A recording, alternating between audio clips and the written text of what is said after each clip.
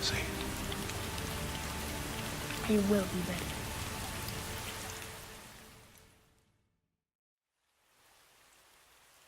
Kratos, with the wrath of all of Sparta, pushed his rage and anger to the limit, where he brutally destroyed all the gods of Olympus.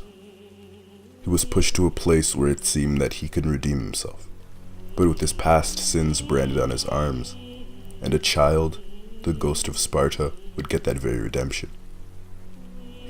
But this redemption doesn't stop at Kratos. It also redeems his perception of what the gods are and what they should be.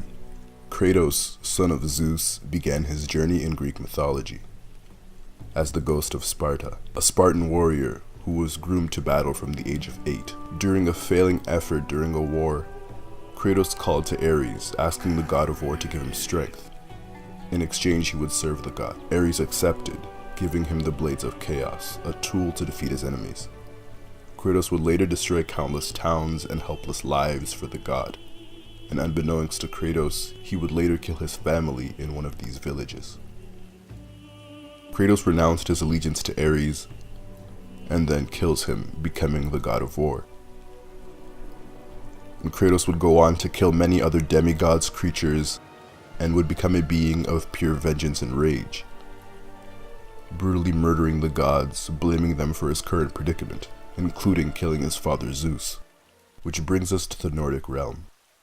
After many years, we are now greeted by an aged Kratos, who is in the process of burying his wife, Faye, alongside his son Atreus.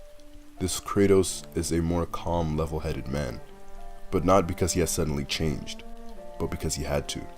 His son is now his foundation, his anchor. Kratos has to teach someone else to not dwell in anger and rage, and to temper it, while tempering his own. And we see moments of this. Only fire!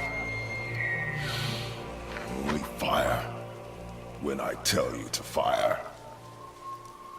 Nonetheless, the ghost of Sparta, while assuming a parent role, is still cold and seemingly unforgiving when we meet him in the Nordic world. Kratos refers to Atreus as either boy or simply Atreus, as if not claiming complete ownership of his child, never calling him son until the end. He hides his past from Atreus, out of fear that his son may think of Kratos as a monster, as a hypocrite. Because he teaches Atreus, I teach you to kill, yes, but in defense of yourself, never as an indulgence. This only reinforces the idea that Kratos has changed, but he also hides from himself, to try and forget mistakes that he once made. Though everything Kratos teaches Atreus is from a place of experience, but his fear of his child hating him, or worse, becoming like him, is stronger than all. This aged Kratos still carries severe bitterness towards the gods of either mythos, Norse or Greek. Over the course of the game, he repeatedly tells Atreus that gods cannot be trusted, and that all gods are bad, until they hear about the god Tyr, the one god that was good. Tyr aided the giants and everybody he encountered, a god that was beloved by all.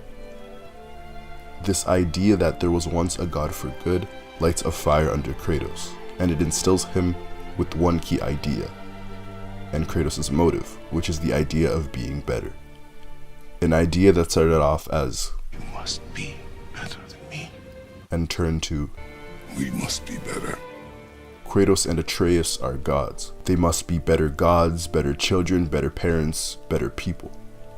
They must end the cycle of the selfish gods, the gods that punish, that take advantage of others, that trick others, and the cycle of godly families hating and killing each other.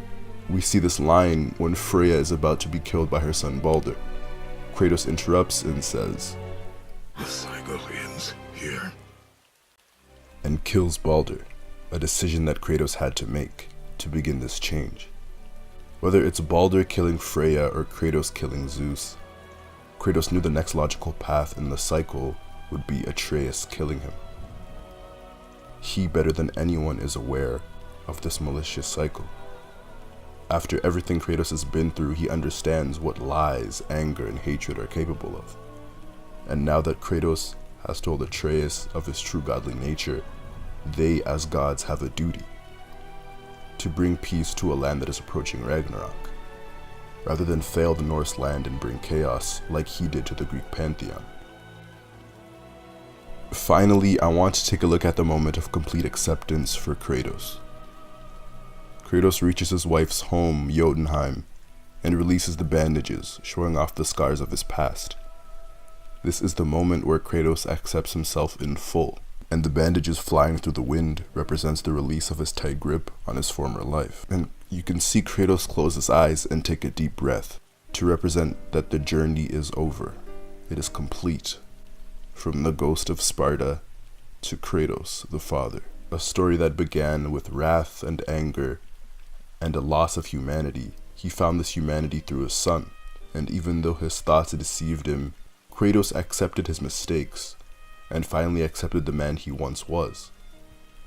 But not that he accepted it only to himself, but the big step was finally to tell his son who he was is not who he is today. To tell his son that he was far from perfect, but that Atreus cannot make the same errors that he did. To now guide Atreus and himself down a path of peace, a path that Faye would have wanted for the both of them. Kratos' personal journey and story has ended, and it is time for Atreus to now become a man. Kratos' story teaches a familiar tale that I have reiterated, and it is about the past. Again, Kratos pushed himself to a place that no man could return from. But even the ghost of Sparta redeemed himself. He accepted his sins and is now trying to live a better life for his son, which brings Kratos some humanity, some redemption. Now, I won't sit here and tell you that Kratos is now an angel for good, or he is now the greatest person, but what is important is that you can see that he's trying. He has owned his past, and now he is trying to own the present and to make a way for his future, Atreus. And that's what really matters.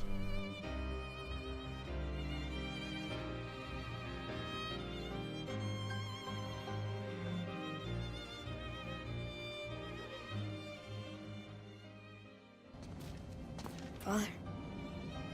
No. We do it together. Son.